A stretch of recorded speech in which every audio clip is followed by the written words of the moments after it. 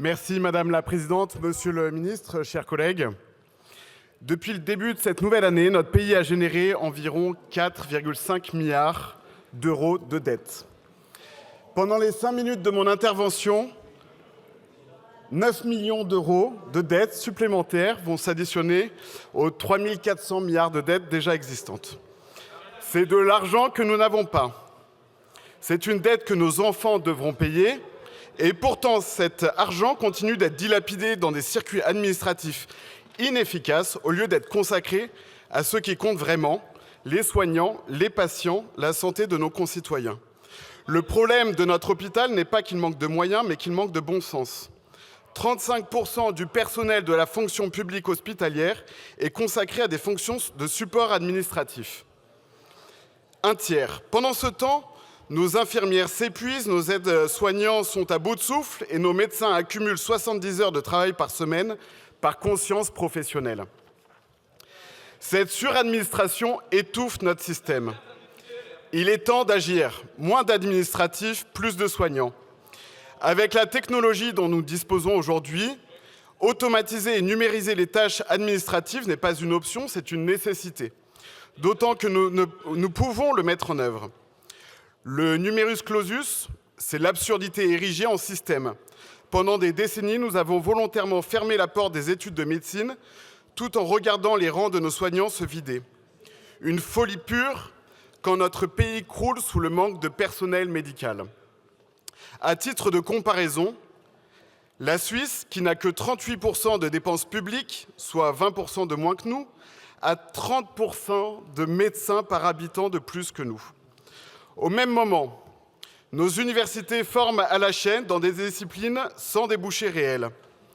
En sociologie, par exemple, vous n'avez que 2 débouchés, prof de sociologie ou la réorientation.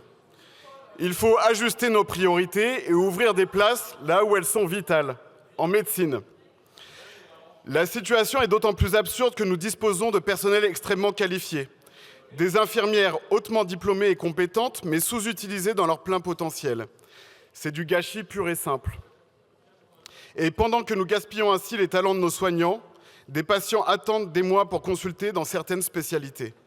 Certains renoncent même à se soigner, faute de rendez-vous disponibles, aggravant des pathologies qui auraient pu être prises en charge à temps.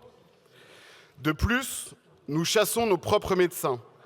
Leur pouvoir d'achat s'effondre, étouffé par une fiscalité écrasante, des charges démesurées et des contraintes administratives incessantes, comme toutes les professions libérales d'ailleurs.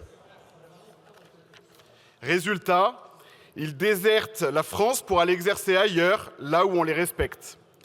Paupériser ceux qui sauvent des vies est un scandale. Il faut inverser la tendance, leur redonner envie et surtout les moyens d'exercer leur métier avec dignité en abaissant massivement les charges qui pèsent sur les professions libérales. Il est temps d'en finir avec les demi-mesures. Plafonnons les fonctions administratives à 20%, comme l'a proposé le groupe UDR, et allouons nos ressources aux soins plutôt qu'à la bureaucratie. Simplifions les processus, numérisons ce qui peut l'être et ouvrons davantage de places en médecine pour former les soignants dont nous avons besoin. Valorisons enfin ces professionnels essentiels et redonnons-leur les moyens d'exercer dans des conditions dignes. Chaque euro dépensé est l'argent des Français. Chaque centime doit être investi avec responsabilité. Dans un système à bout de souffle, chaque ressource mal utilisée est une trahison envers ceux qui financent notre système de santé et envers ceux qui en dépendent.